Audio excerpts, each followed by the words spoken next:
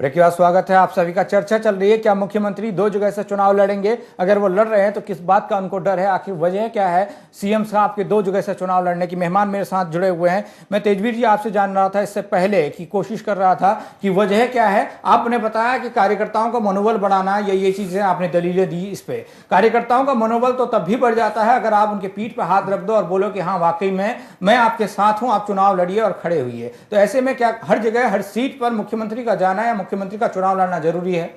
नहीं, अब जैसे मैंने उदाहरण दिया, माननीय प्रधानमंत्री नरेंद्र मोदी जी भी दो जगह से चुनाव लड़ चुके हैं। क्या उनको हार का डर था या किसी ठीक है, उनको हार का डर नहीं था, वो अपने हिसाब से लड़े। अब आप बताइए आपको किस चीज का डर है? ये भी माननीय मुख्यमंत्री जी अपने हिसाब से ही चुनाव लड़ रहे हैं, उनको किसी चीज का डर नहीं है। सारा हरियाणा उनके साथ खड़े, कंधे से कंधा मिलाकर आज खड़ा हुआ है। कुछ मिलाकर डर नहीं है? बिल्कुल नहीं है। राजबाला जी, बहुत सारे नेता तो छोड़कर चले गए, फिर कह रहे हैं कि पूरा हरियाणा उनके साथ खड़ा है। मुख्यमंत्री जो इतने वरिष्ठ नेताओं के साथ घिरा हुआ है, वो नेता आज बीजेपी के नेता बीजेपी को कह रहे हैं कि टिकट बेची जा रही है। ठीक है, उन्हीं का बयान है। कल भी बयान देखा है मैंने, परसों भी देखा है। वही नेता कह रहे हैं बीजेपी की टिकट सारी बेची गई है। आज बीजेपी के पास कोई कैंडिडेट नहीं। बाहर से कौन आया? बाहर से आपने लिए उनको, जिनको कांग्रेस निकाल चुकी है उनको आपने शामिल किया है। उचाना का जितना एरिया था वो चौधरी बीरेंद्र सिंह अपने साथ लेके चले गए। ठीक है, अब उत्तरी हरियाणा की बात की जाए, कुमारी शैलजा नाराज हैं, तो तमाम जगहों पर आपके अंदर ही कुनबे में जो कलह है वो सामने निकल कर आ रही है। ऐसे में आप बीजेपी को आरोप लगा रहे हैं या अपने आप को दिखाने की कोशिश कर रहे हैं कि वाकई में डर नहीं है। डर जाहिर सी बात है, जो एक वरिष्ठ नेता थे आपके साथ, कहीं ना कहीं वो सब अलग हो चुके हैं, केवल मुख्यमंत्री हुड्डा अकेले दिखाई दे रहे हैं यहाँ पर। देखिए, वो मुख्यमंत्री बनने की दौड़ में बीजेपी के पास गए थे। अब बीजेपी से भी उनको पता लगा कि यहाँ भी तुम्हारी दाल नहीं गलेगी। अब वो कहीं के नहीं रहे हैं, क्योंकि बीजेपी भी उन्हीं को टिकट दिया है जिनके पास से पैसा गया है। जी तेजवीर जी, देखिए ये बात सिर्फ जो लोग स्वार्थ में हमारे पास आए थे, जिन लोगों का ये मानना था कि हम वहां जाएंगे और उनको बहका लेंगे, लेकिन भाजपा है, उसके अपने सिद्धांत अपनी नीति है। अब वही भाजपा बिना राजा के वो है सेना। नहीं, ऐसा नहीं है। हमारे सेनापति अनेक हैं। हमारा राजबाला जी, जब सेनापति अनेक होते हैं लड़ाई उतनी ही टफ हो जाती है, टिपिकल हो जाती है लड़नी। इनके पास राजा नहीं है और जनता हरियाणा की जनता इतनी पढ़ी लिखी और समझदार है कि उनको पता है कि कहीं कल न दिल्ली वाले राजनीतिक दलों का अपना सरकार चलाने के लिए सिद्धांत नीति की जरूरत होती है और इच्छा शक्ति की जरूरत होती है। एक मजबूत मुख्यमंत्री की जरूरत भी होती है। राजबाला जी, मुख्यमंत्री हमारा हर सैनिक सेनापति हो सकता है, हमारा हर सैनिक काबिल है इसके। आप सब लोग जानते हैं कैडर बेस्ड पार्टी हमारे यहाँ, ऐसा नहीं है कि ऐसे ही कोई उठाया और कोई। अगर हर सैनिक सेनापति हो गया तो आप लड़ाई नहीं लड़ सकते। ये राजनीतिक पार्टियों का अपना होना है और आपसी आरोप मुख्यमंत्री घोषित किया, हरियाणा में नहीं किया। आरोप प्रत्यारोप। आपने भी 2005 में कौन सा सेनापति था आपका जब आपने मुख्यमंत्री भूपेंद्र सिंह हुड्डा जी को बनाया? ठीक है, भूपेंद्र सिंह हुड्डा जी के नेतृत्व में और 2009 में बिल्कुल नहीं, 2005 में कोई सेनापति नहीं था आपके पास। ठीक है, आज आपके पास नहीं है, उनसे पहले उनके पास नहीं था। उसके जो भी चीजें हैं ये कुल मिलाकर सच्चाई है कि वाकई में ये चीजें हो रही हैं। जितेंद्र जी, आपसे जानने की कोशिश करूंगा, राजनीति से आप बिल्कुल हटकर हैं, किस तरह का ये प्रचलन चला है दो जगह से चुनाव लड़ने का, चाहे मोदी जी हो चाहे मुलायम सिंह यादव हो, अब भूपेंद्र सिंह हुड्डा जो चुनाव लड़ने की कोशिश जो है कयास लगाए जा रहे हैं कि दो जगह से लड़ेंगे। कितना फर्क इसमें राजनीति में दिखता है? क्या वाकई में एक सीएम जो अपनी जगह को मजबूत करता है, अपनी जगह से चुनाव लड़ता है, और एक दूसरी जगह भी जाता है जहां पर नए जो कार्यकर्ता होते हैं, नए मतदाता होते हैं, वाकई में उनको लगता है कि सीएम उनके गढ़ में आके चुनाव लड़ रहा है, इसका क्या फर्क पड़ता है? जैसे चौधरी देवीलाल जी ने दो जगह से चुनाव लड़ा था, सीकर से और रोहतक से पहले। फिर मुलायम सिंह यादव ने अभी रिसेंटली दो जगह से चुनाव लड़ा, तो जिसमें मैनपुरी में उनका अभी ठीक है, मैनपुरी रखी उन्होंने, आजमगढ़ छोड़ दिया था, आजमगढ़ पर चुनाव हुआ, आज वहीं उन्हीं का नेता जीता। ठीक है, नहीं मैनपुरी पे चुनाव हुआ है आज। ठीक है, ठीक है। और इसी तरह से नरेंद्र मोदी जी ने चुनाव दो जगह से लड़ा था, वडोदरा और वाराणसी से। तो ये इनकी सर्वशक्ति मान्यता को का परिचायक है साइकोलॉजिकली।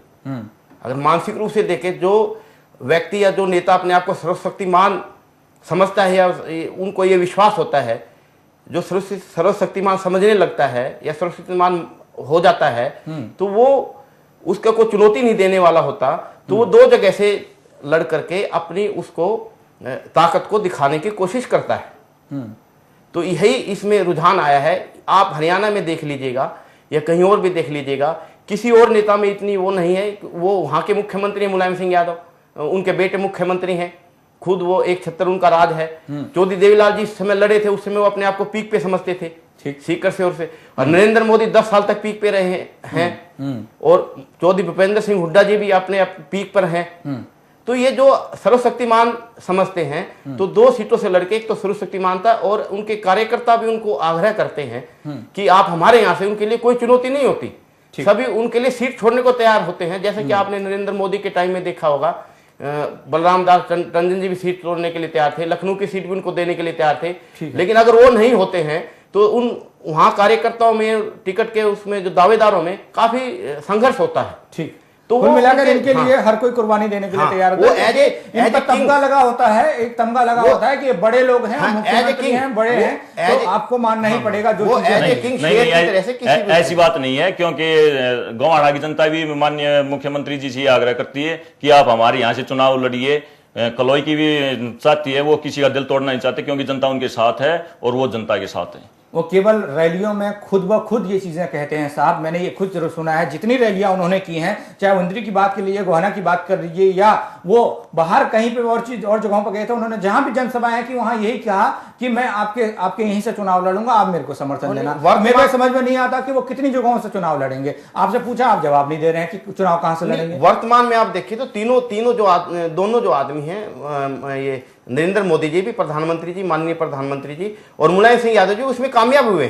ठीक है, कामयाब हुए हैं। हाँ। तो उसका वो यहाँ पर प्रैक्टिकली वो देखना चाहते हैं कि मैं भी एक्सरसाइज करूंगा, कामयाब होऊंगा। मैं तेजवीर जी आपसे जानने की कोशिश करूंगा कि वाकई में अगर ये 2 जगह से चुनाव लड़ने की बात आती है, एक जगह तो आपका क्लियर है कि वो कलोई से चुनाव लड़ेंगे, वो लड़ते आए हैं, तो दूसरी जगह वो क्या उत्तरी हरियाणा जा सकते हैं, जहां कुमारी शैलजा का गढ़ माना जाता है, क्योंकि कुमारी शैलजा नाराज है सीएम हुड्डा से, इसको आप भूलिएगा मत।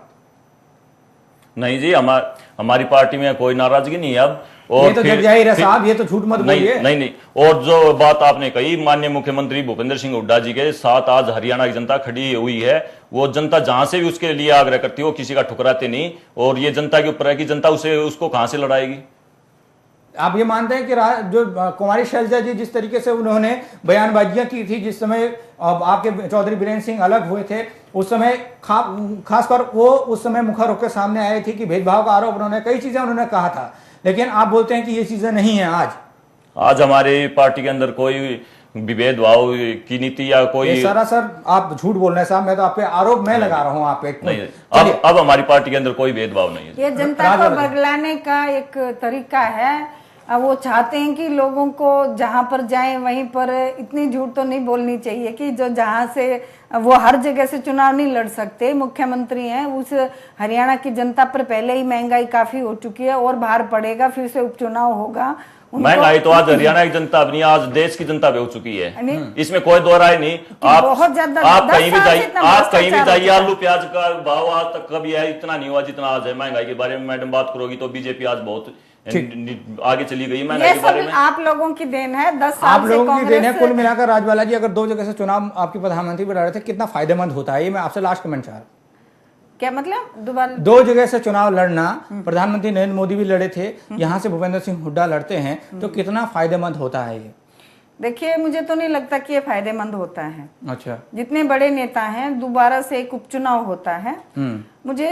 मैं नहीं समझती कि वो, वैसे तो पावर का एक प्रदर्शन है कि भाई आप कितने लोकप्रिय हैं, लेकिन मेरा ये अपना व्यू है कि एक ही जगह से चुनाव लड़ना चाहिए। हाँ। चलिए, आप सभी मेहमानों का मेरे साथ जुड़ने के लिए बहुत बहुत स्वागत, बहुत बहुत शुक्रिया। कुल मिलाकर यह है निकला कि जिस तरीके से हुड्डा जी 2 जगहों से चुनाव लड़ेंगे, इसके 2 पहलू सामने निकले। एक तो कहीं ना कहीं विपक्षी पार्टियां आरोप लगा रही हैं कि उन पर डर है, 10 साल के कार्यकाल में जिस तरह का उन्होंने काम किया है उसको लेकर, और जो बीजेपी की लहर जो चल रही थी पीछे, बीजेपी ने जो लोकसभा चुनाव में प्रदर्शन किया था उसको लेकर डर है। लेकिन दूसरी तरफ एक पहलू यह भी निकल कर आया, अगर जहां पर उनका जनाधार कम हो रहा है, उत्तरी हरियाणा की बात जहां पर की जा रही है, तो उत्तरी हरियाणा से वो चुनाव लड़ सकते हैं इंद्री से, जहां पर अगर वो चुनाव लड़ते हैं तो उनके कार्यकर्ता मजबूत होंगे और वहां की जनता उनसे जुड़ेगी। तो जहां से चुनाव लड़ेंगे उसके करीब 2-3 ऐसी विधानसभा सीटें होंगी जहां पर इस चीज का फर्क देखा जाएगा। फिलहाल जो निष्कर्ष निकला वो यही निकला। वो देखने वाली बात है कि मुख्यमंत्री हुड्डा कहां से और कितनी जगहों से चुनाव लड़ेंगे, और यह आने वाला वक्त बताएगा। फिलहाल नजरिए में इतना ही, आप बने रहिए हमारे साथ।